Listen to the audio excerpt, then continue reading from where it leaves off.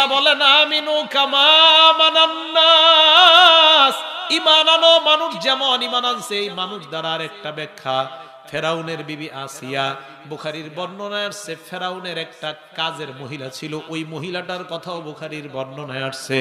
ওই মহিলাটা উদ্দেশ্য হতে পারে ফেরাউন ৩৬,০০০ জাদুকর তাদেরকে যখন শুলিবিদ্ধ করলো। ও জাদুকরের ব্যাপারে আপনারা আবার অনেকে জানেন ৭২,০০০।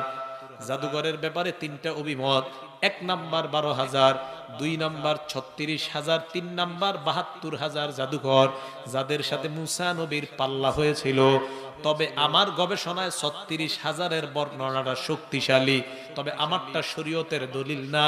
আলেমরা যেটা বলবে সেটাই শরীয়তের দলিল, এটা আমার নিজস্ব অভিমত। ৩ বর্ণনার মধ্যে আমার কাছে ৩৬,০০০-এর বর্ণনাটা শক্তিশালী।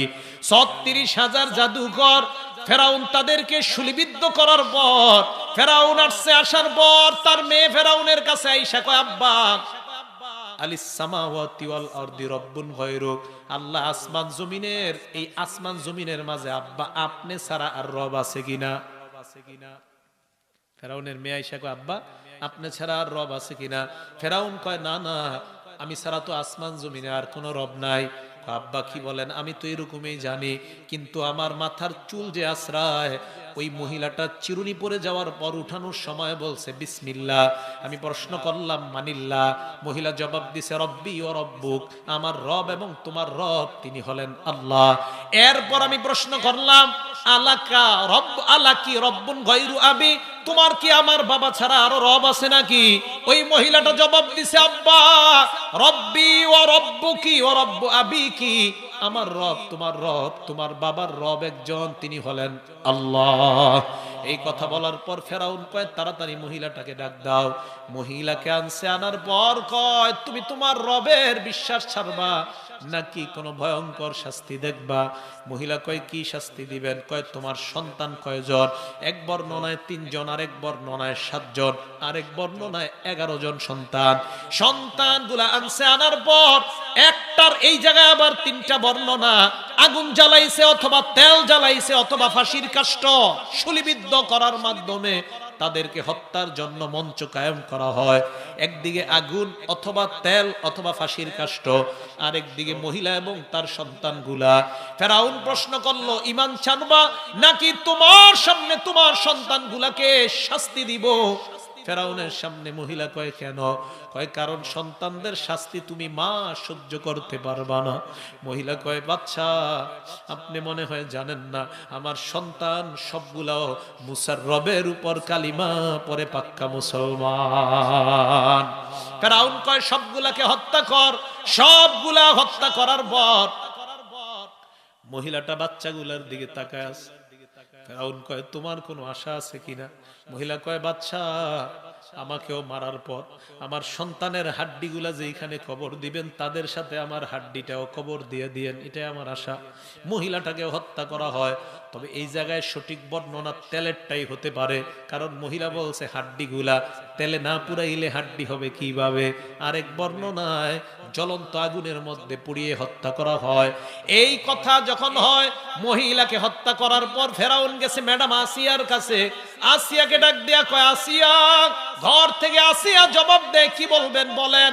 ফেরাউন কয় কিছু শুনছো কিনা? আসিয়া কয় কি শোনার আছে? ফেরাউন কয় আসিয়া এই মাত্র আমাদের ঘরের কাজের মহিলার তার বাচ্চাগুলাকে হত্যা করে আসলাম। আসিয়া আসমানের দিকে তাকায় আছে, কয় আমি জানি। ফেরাউন কয় তুই কিভাবে জানো? আসিয়া কয় যাদেরকে তুমি হত্যা করলা এদের মাঝে যেই মহিলাটা তার ঈমান এত পাওয়ারফুল, এত শক্তিশালী, ওই মহিলাকে হত্যা করার পর আমি দেখতেছি আল্লাহর হাজার হাজার ফেরেশতারা তার আত্মাটা আল্লাহর কাছে নেওয়ার জন্য তাদের মাঝে প্রতিযোগিতা লেগে যায়। ফেরাউন কয় তোর মুখে আল্লাহর নাম, তুইও কি আল্লাহ মানস? আসিয়া জবাব দে হ্যাঁ, আমিও আগে চুপে চুপে কালিমা পরে পাক্কা মুসলমান। ফেরাউন দৌড়ায় গেছে, হামান তুই কোথায় দোস্ত? হামান কয় কেন? কয় সর্বনাশ, আমার বিবিও নাকি আল্লাহ মানে। হামান কয় সিসি, খোদার বউ যদি খোদারে না মানে মানুষ কি বলবে?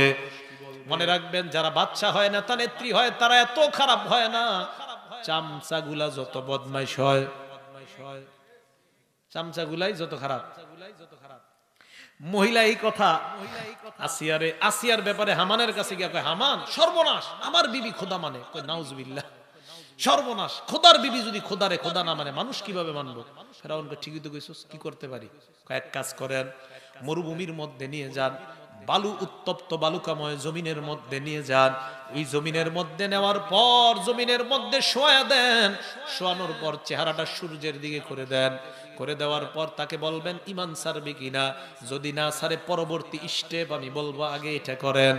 আসিয়াকে উত্তপ্ত বালুর মধ্যে নিয়ে শোয়ায়, চেহারাটা সূর্যের দিকে করছে। করার পর ফেরাউন কয়, আসিয়া আতাতরুকিনাল ঈমান, ঈমান ছাড়বি কিনা বল।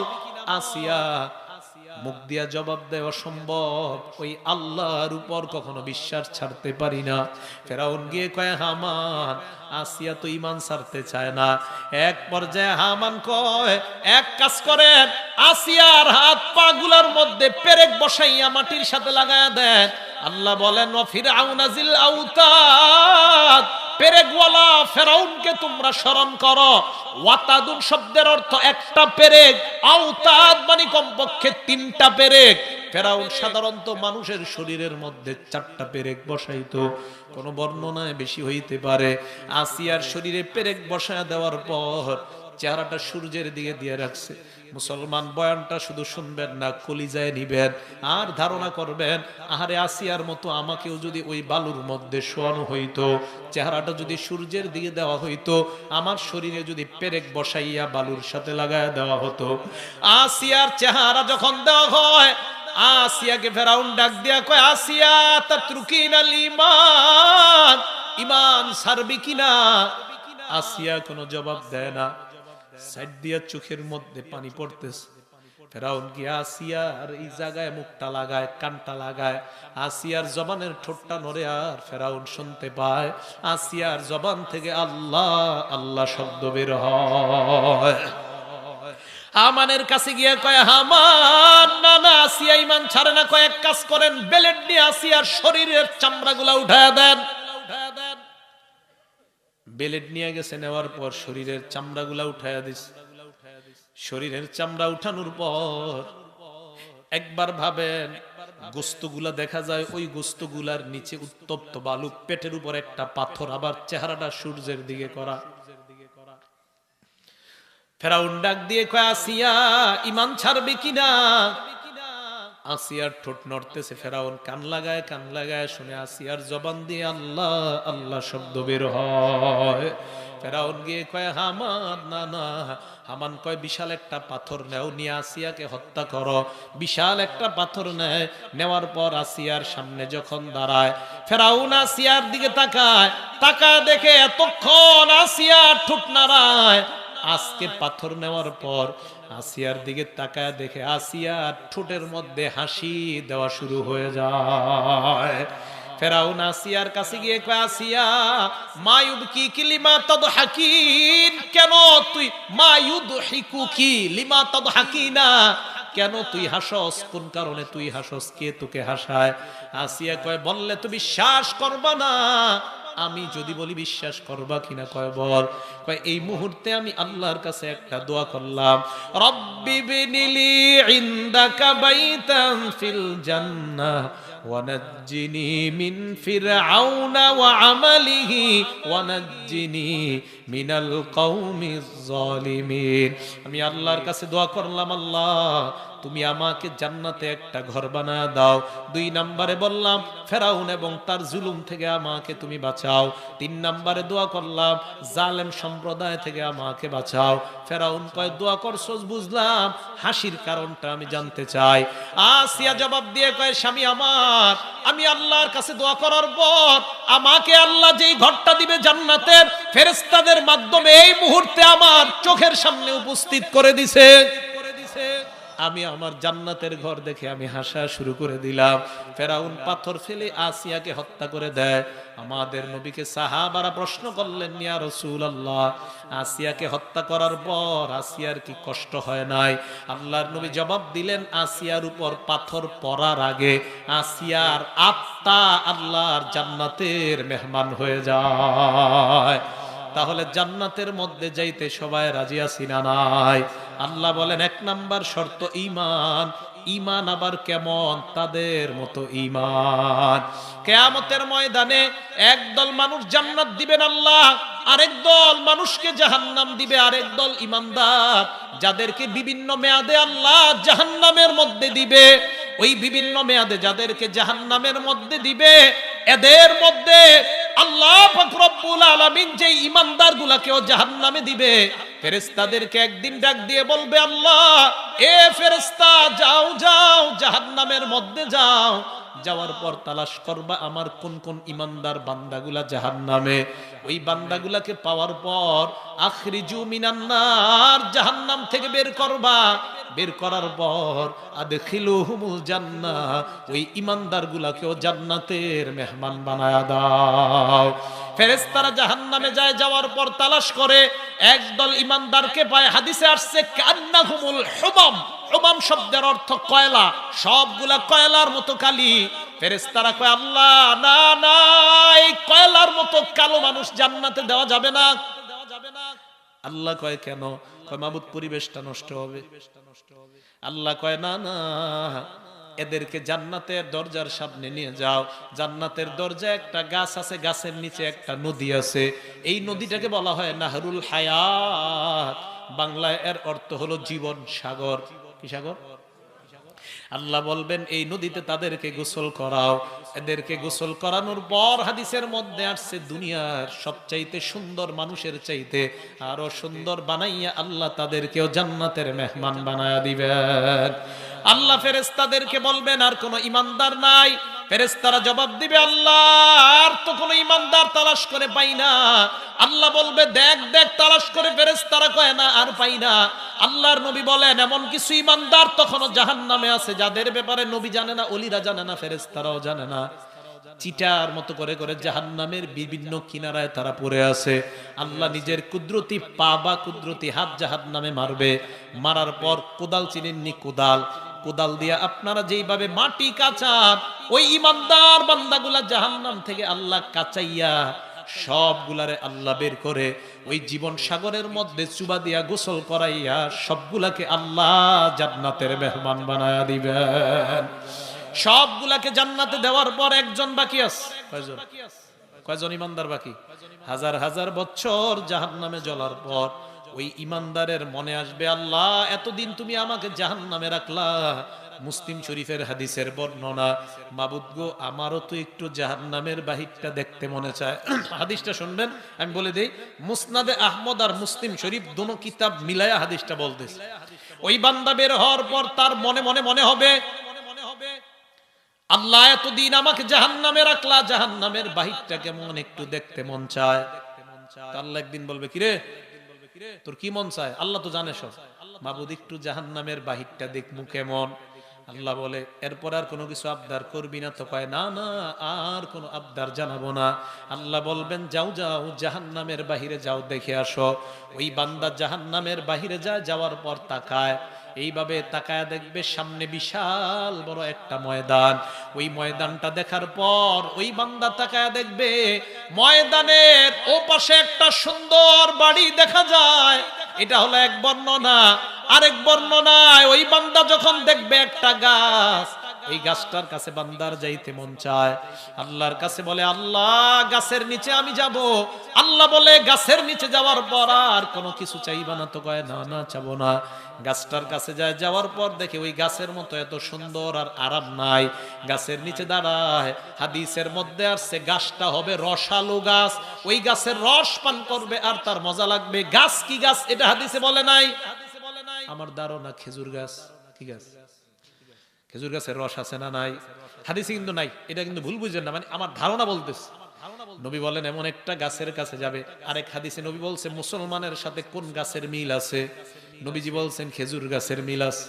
তো আমার ধারণা খেজুর গাছ হতে পারে। আমার ধারণা, কিন্তু আপনারা দলিল বানাবেন না, একটা ধারণা কিন্তু শুনে নেন। একটা রসালো গাছ। বান্দাকে ওই গাছের নিচে দেওয়ার পর বান্দা হঠাৎ তাকায় দেখে দূরে আরো সুন্দর একটা গাছ, এটার চাইতে আরো সুন্দর। আপনারা বলেন ওর কি মন চাবে এখন? আল্লাহরে ডাক দিয়ে কয়, আল্লাহ। আল্লাহ কয়, কথা নাই, তুই না বলছস আগেরটার নিচে গেলে আর কিছু চাবি না? মাবুদ গো, ওইটার কাছে যাওয়ার পর ওয়াদা করলাম আর তোমার কাছে কোনো জিনিস আমি চাইবো না। আল্লাহ বলেন ঠিক তো, হ্যাঁ ঠিক। ওই বান্দাকে দ্বিতীয় গাছের কাছে নেওয়ার পর দেখে আগেরটার চাইতে আরো বেশি নিয়ামত। এবার ওই গাছের নিচে থাকতে থাকতে হঠাৎ দেখে আরেকটা গাছ, ওই গাছটা একদম জান্নাতের দরজায় দেখা যায়। ওই বান্দা আল্লাহর কাছে বলে, আল্লাহ,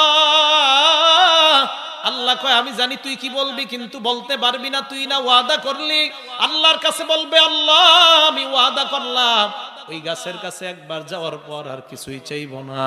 ওই বান্দাকে আল্লাহ, মুসলিম শরীফের হাদিস, তৃতীয় গাছের কাছে যখন নিবে, গাছটা একদম জান্নাতের দরজায়, জান্নাতের দরজার ওই গাছের নিচে যাওয়ার পর, নিয়ামত ভোগ করার পর হঠাৎ তার কানে আওয়াজ আসে, জান্নাতের মধ্যে কিসের জানি আওয়াজ, ওই আওয়াজ বান্দার কানে পৌঁছে যায়। আপনারা বলেন এখন ওর কি মন চায়?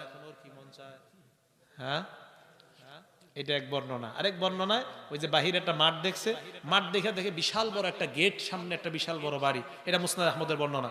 তো আল্লাহর কাছে বলে, আল্লাহ একটু গেটটার কাছে যাই। আল্লাহ কয়ার পরে কার কিছু যাবো না, গেটের কাছে যায়। যাওয়ার পর দেখে অটোমেটিক গেট খুলে যায়। গেট খোলার পর এবার বান্দা তাকায় দেখে ভিতরে সুন্দর সুন্দর নারী দেখা যায়, বাড়ি দেখা যায়, সুন্দর ফল গাছ দেখা যায়, ফুল গাছ দেখা যায়। আপনারা বলেন ওর কি মন চায়? আল্লাহর কাছে ডাক দিয়া বলে, আল্লাহ আমি ওয়াদা করলাম ভিতরে একটা দৌড় দিয়া যাবো, আর একটা দৌড় দিয়ে বের হয়ে যাবো, আর আমি ওয়াদা খেলাফ করব না। ওই বান্দা ভিতরে যায়, যাওয়ার পর সামনে দৌড়ায়। আল্লাহ ডাক দিয়ে বলবেন এক বর্ণনা, এ থাম, বান্দা থামে না। আবার আল্লাহ বলবেন, কিফিয়া আব্দি, বান্দা তুমি থেমে যাও। বান্দা থামার পর আল্লাহ বলবেন, জান্নাত থেকে তাড়াতাড়ি বের হ। ওই বান্দা বলবে, আল্লাহ না না। আল্লাহ বলবে, কেন? মাবুদ গারা দিয়া ওই এলাকার মাহফিলে আমি গিয়েছিলাম, আলেমদের মুখে শুনলাম একবার যদি তোমার কোনো বান্দা জান্নাতে যায় আর নাকি বের হয় না।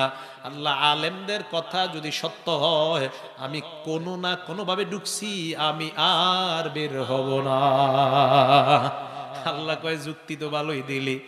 নবীজি বলেন, এই যে বান্দার প্রতি দয়াগুলা, এগুলা আমার আল্লাহ ঘটাইতেছেন। আল্লাহ তার প্রতি রহম করায়া করায়া এইভাবে সামনে নিতেছেন। এক পর্যায়ে আল্লাহ বলবেন, তুই আমার কাছে চা, কি চাবি? ওই বান্দা বিভিন্ন মানুষের দরজায় গিয়ে নক করবে। ঘরের মালিক দরজা খোলার পর বলবে, কি ব্যাপার, তুমি কি চাও? ওই বান্দা ওই মালিককে বলবে, ঘরে একটু জায়গা হবে নি? থাকো না, আলিয়া মাসকানুন ফি বাইতিকা, তোমার ঘরে একটু জায়গা হবে কিনা? বলবে, না না, উখরুজ মিন হিনা, এখানে কোনো জায়গা নাই। সব দরজার সামনে গিয়ে দেখে কোনো জায়গা নাই। আবার আল্লাহকে ডাক দিয়া বলে, আল্লাহ। আল্লাহ বলবেন, কি ব্যাপার, জান্নাত তো দিলাম, আবার কি চাস? হয় মাবুদ, জান্নাত তো দিলেন, থাকনের তো ঘর নাই। আল্লাহ বলেন, তুই আমার কাছে চা, কি চাবি? বান্দা আল্লাহর কাছে এমন জিনিস চাইবে যে এইগুলা আল্লাহর পছন্দ হবে না। যদি বাঙালি হয় মনে হয় জালমুড়ি চাইব, হাদিসে নাই, মানে এমন জিনিস চাইবো আল্লাহর পছন্দ। তো আপনারা এগুলাই, বার্গার, বিরিয়ানি, আল্লাহ বলবেন, এডি খাওয়াইতে তোরে জান্নাতে আনছি।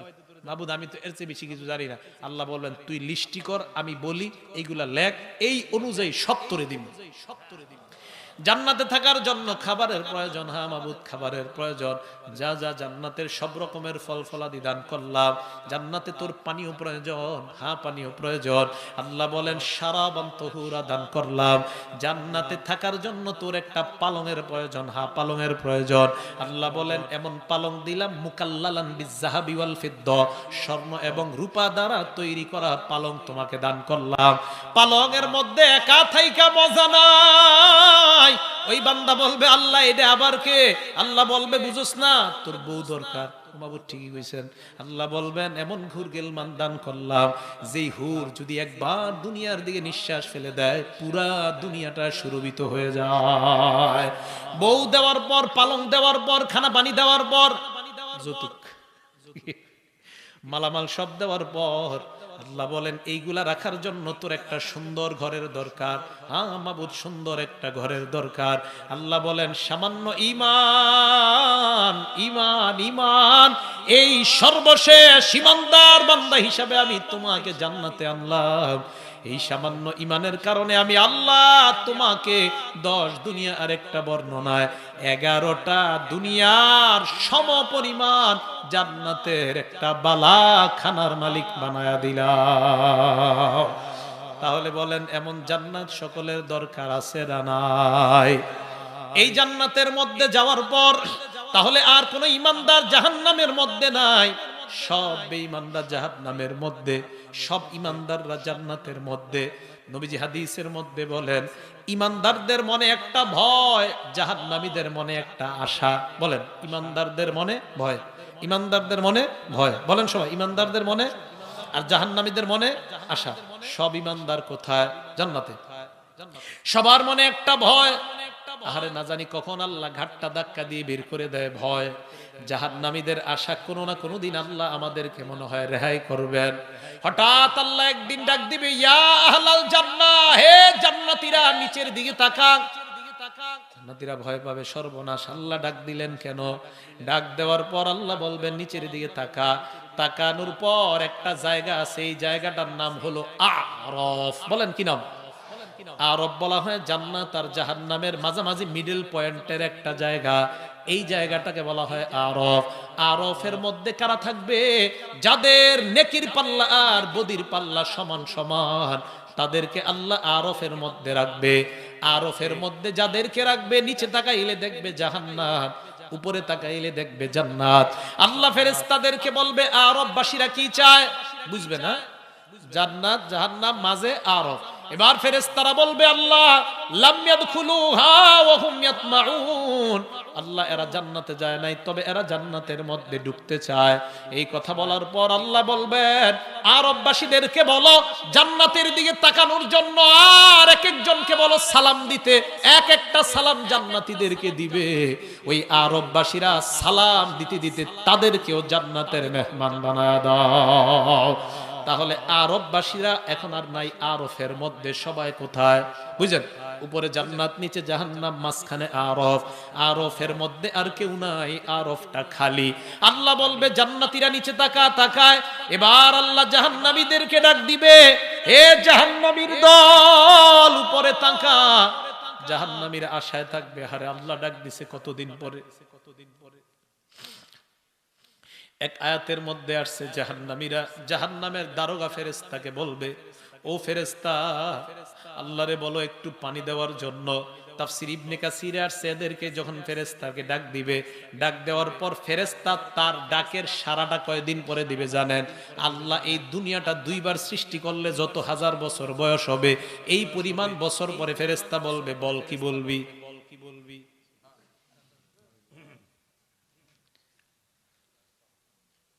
আল্লাহ বলবে জাহান্নামীরা আশায় আল্লাহর ডাকে সাড়া দিয়ে বলবে আল্লাহ। আল্লাহ বলবে উপরের দিকে তাকা। উপরের দিকে তাকায় দেখে আরফ। জান্নাতীদেরকে বলবে জায়গাটা চিনো কিনা? জান্নাতীরা ভয়ে ভয়ে বলবে হ্যাঁ আল্লাহ আরফ। এবার আল্লাহ একটা প্রাণী উপস্থিত করবে, হাদিসে আসছে কাহাইয়াতি কাবশিন, ভেড়া বা দুম্বার মতো একটা প্রাণী উপস্থিত করবে। এই প্রাণীটা উপস্থিত করার পর জান্নাতীদেরকে বলবে চিনো কিনা? না মাবুদ চিনি না।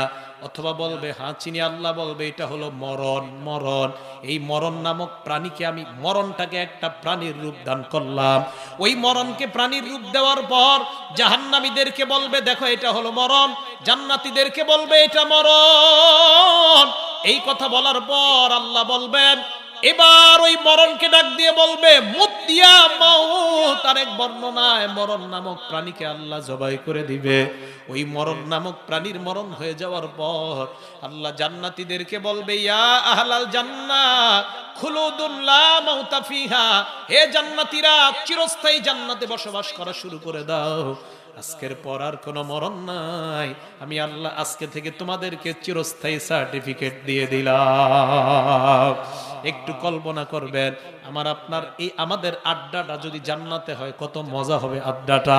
এবার জাহান্নামীদেরকে বলবেন ইয়া আহলান নার খুলুদুন লা মাউতা ফিহা, জাহান্নামীরা জাহান্নামের মধ্যে চিরস্থায়ীভাবে কাটাও, আজকের পর আর কোনো মরণ হবে না।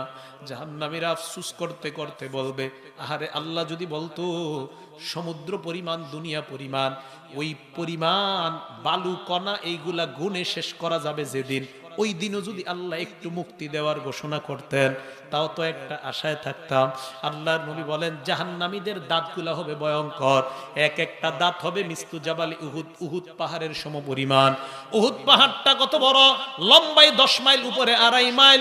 এক একটা দাঁত যদি 10 মাইল হয়, চিন্তা করেন 32টা দাঁতের জন্য কতটুকু জায়গা দরকার। ওই দাঁতগুলা যেই দেহের মধ্যে থাকবে, দেহটা কত বড়, ওই দেহটা যেই শরীরের মধ্যে থাকবে, শরীরটা কত বড় হবে। ভয়ঙ্কর শাস্তি গ্রহণ করবে জাহান্নামীরা। শুধু তাই নয়, এই শাস্তি গ্রহণ করতে করতে এক পর্যায়ে তারা বলবে পানি দাও। আল্লাহ বলবে সদিদু আহলিন নার, জাহান্নামীদের পুঁজগুলা একত্রিত করে তাদেরকে খাইতে দাও। জাহান্নামীরা পুঁজগুলা খাবে, গলার মধ্যে যখন যাবে, মাথার খুলিগুলা গরমে গলা দিয়া যাওয়ার সময় ওই জাহান্নামীরা বলবে আল্লাহ আর পান করতে পারি না। আল্লাহ বলবে কিছু করার নাই, এটাই তোমাদের পান করার জিনিস। পিছনের রাস্তা দিয়ে বের হয়ে যাবে। জাহান্নামীদের অবস্থা হবে এমন ভয়ঙ্কর, আর জান্নাতীদের অবস্থা হবে এত আনন্দদায়ক। জান্নাতীরা জান্নাতের নিয়ামত ভোগ করতে থাকবে। হঠাৎ একদিন জান্নাতীদেরকে কে যেন ডাক দিয়ে বলবে ইয়া আহলাল জান্নাহ, ও জান্নাতীরা। আশেপাশে তাকায় তাকায় দেখে কেউ নাই। জান্নাতীরা যখন দেখে কেউ নাই, গায়েব থেকে একটা আওয়াজ আসবে, ওই আওয়াজ থেকে বলবে এ জান্নাতীদের দল, তোমাদেরকে অন্য কেউ সালাম দেয় নাই, আমি আল্লাহ তোমাদেরকে সালাম দিলাম। কে সালাম দেয়? এটাই হলো আলাদাইনা মাজিদ। জান্নাতীদেরকে সব নেয়ামত দেওয়ার পরেও আমার কাছে অতিরিক্ত পুরস্কার তাদের জন্য রেখে দিলাম। এটাই হলো ওই যে প্রথম আয়াতটা বললাম সূরা কফের 35 নাম্বার আয়াত। তাহলে জান্নাতে যাওয়ার পর সব দিবেন আল্লাহ। আল্লাহ বলেন আমার কাছে অতিরিক্ত পুরস্কার। এবার আল্লাহ বলবেন ফেরেশতা জান্নাতীরা আর কি চাও? জান্নাতীরা আল্লাহকে বলবে আল্লাহ ওয়াজাদনা মা ওয়াদানা রাব্বুনা হাক্কা, তুমি যা যা বলছো সব আমরা পাইলাম। আলেমের গোষ্ঠীরা বলবে না না আল্লাহ সব পাই নাই। সুবহানাল্লাহ। আলেমরা বলবে পাই নাই। আল্লাহ বলবে মানে কি? আল্লাহ তো সব জানে। আলেমরা বলবে আল্লাহ আপনার নবী সাহাবাদেরকে নিয়ে পূর্ণিমার চাঁদের রাতে বসা, সাহাবাদেরকে বললেন পূর্ণিমার চাঁদের দিকে তাকাও। সাহাবারা পূর্ণিমার চাঁদের দিকে তাকায়। তাকানোর পর নবী বললেন এ সাহাবাদের দল হাল তুযাম্মুনা ফি রুয়াতিহি, পূর্ণিমার চাঁদ দেখতে তোমাদের কোনো সমস্যা হয় কিনা? সাহাবারা জবাব দিলেন না না হুজুর, পূর্ণিমার চাঁদ দেখতে কোনো সমস্যা হয় না। আল্লাহর নবী বললেন সাতারাউনা রাব্বাকুম কামা তারাউনা হাযাল কমার ফি লাইলাতিল বদরি, এই যে পূর্ণিমার চাঁদের রাতে তোমরা চাঁদ দেখতে কোনো সমস্যা হয় নাই। জান্নাতের মধ্যে সরাসরি এই দুই চোখ দিয়া আল্লাহকে সরাসরি দেখবা, কোনো সমস্যা হবে না। জুমার দিন নবীর নেতৃত্বে কোটি কোটি মানুষ জান্নাতের বাজারে যাবে। কোটি কোটি মানুষ অপেক্ষা করবে কি ব্যাপার, আমরা কেন আসলাম? সবাই সামনে তাকায় দেখে আমাদের নবী দাঁড়ায় আছে। হঠাৎ জান্নাতীরা দেখবে আমাদের নবীর নেতৃত্বে কোটি কোটি জান্নাতি অপেক্ষা করতেছে। হঠাৎ তারা তাকায় দেখবে জান্নাতীদের সামনে আইসা আমাদের রব আমাদের রব আমাদের রব আল্লাহ এসে উপস্থিত হয়ে যায়। এই যে আল্লাহকে দেখা, এই আল্লাহর দেখাটা হবে সবচেয়ে বড় নিয়ামত জান্নাতীদের জন্য। এই নিয়ামতটা সবাই ভোগ করতে চাই কি চাই না? তাহলে এই নিয়ামত যদি চাই জান্নাতে যাওয়া লাগবে। জান্নাতে যাইতে চাইলে মরা লাগবে। মরণের পর গ্রুপ হবে দুইটা, একটা হতভাগা আর একটা সৌভাগ্যবান। সৌভাগ্যবানের 2 গুণ, 1 নাম্বার ঈমান, 2 নাম্বার নেক কাজ। নেক কাজ করার আগে বলছে ঈমান। ঈমান আবার কাদের মতো ঈমান? সাহাবাদের মতো ঈমান। কিয়ামতের ময়দানে একদল জান্নাত আর একদল জাহান্নাম, আরেক দল ঈমানদার জাহান্নাম। তাদের মধ্যেও সর্বশেষ ঈমানদারের ঠিকানা হলো জান্নাত। তাহলে আল্লাহ আমাকে আপনাকে আমাদের সকলকে ঈমান নিয়ে যেন কবরে যাইতে পারি, আল্লাহ সকলকে তৌফিক দান করেন। কবরে যাইতে রাজি আছি না ইনশাআল্লাহ? আল্লাহ পাক রব্বুল আলামিন আমাদের সকলের এই আয়োজন, এই থাকা, এই কথা বলা, এই শ্রবণ করাকে আল্লাহ কবুল করেন, জান্নাতে যাওয়ার জরিয়া বানায় দেয়। সকলে বলেন আমিন। ওয়া আখিরু দাওয়ানা আনিল হামদুলিল্লাহি রাব্বিল আলামিন।